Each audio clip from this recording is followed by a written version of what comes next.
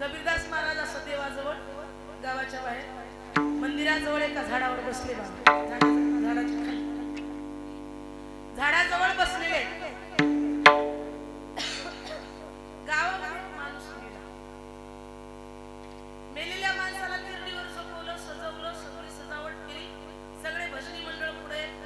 त्या आपल्या हिंदू धर्मामध्ये पद्धत आहे माणूस मेल्यानंतर राम नाम सत्य है राम नाम सत्य है राम नाम सत्य है सगळे म्हणत निघाली ती यात्रा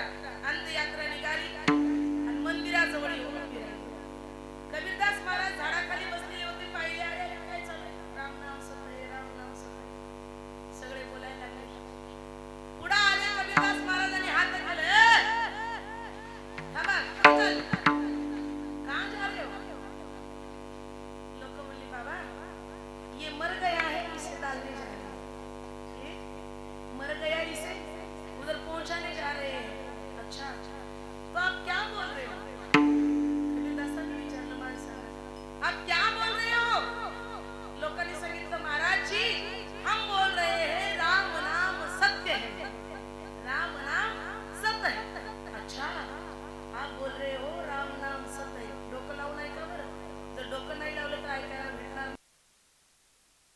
बोल रहे हो राम नाम सत्य है अच्छा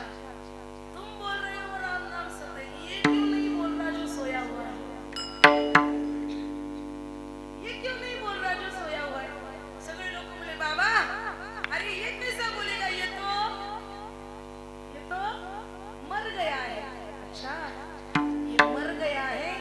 इसलिए नहीं बोल रहा है कि राम नाम सत्य है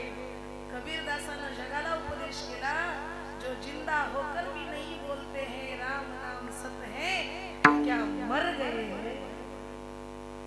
काही लोक जिवंत आहेत पण कधीच राम नाम मुखाने घेत नाही मग ते लोक मेले ते कधीच राम राम म्हणत नाही ते मेले का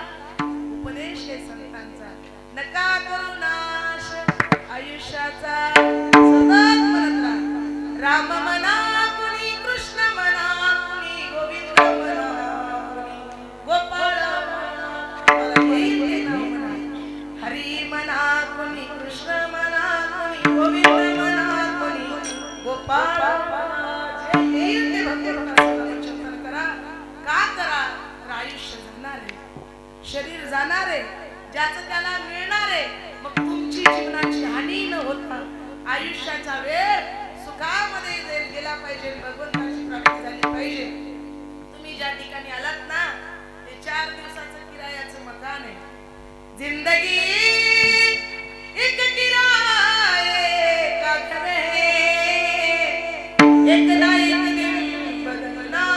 पड़ेगा मौत जब तुझको आवाज देगी घर से बाहर निकलना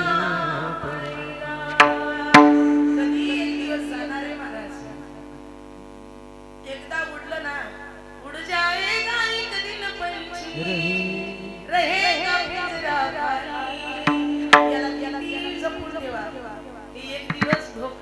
येणार म्हणजे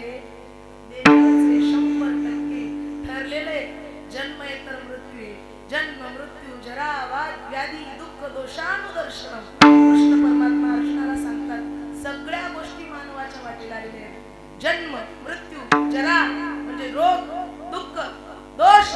हे सगळ्याचं दर्शन तुला याच जन्मामध्ये करावं लागणार आहे. आणि हे बघत बघत तुला माझी प्राप्ती सुद्धा याच जन्मामध्ये करावं लागणार आहे. जेणेकरून तुझं आयुष्य वाया जाणार नाही. किती हिफाजत करा तुला हिफाजत करले तुला करे रखवाली उड़ जाएगा एक दिन पंछी रहेगा पिंजरा. कितीला केलं सोडायचं कीर्तन हे बघ. आणि खरंच बाबा एकटे झोपले होते रात्री. आमचे मालक म्हणले कोणतरी एकटे दिसाले. कोण आहे म्हण. मी म्हणलं आनंदराव काका शिव दुसरं कोणी नसलं. विठ्ठल विठ्ठल विठ्ठल विठ्ठल विठ्ठल विठ्ठल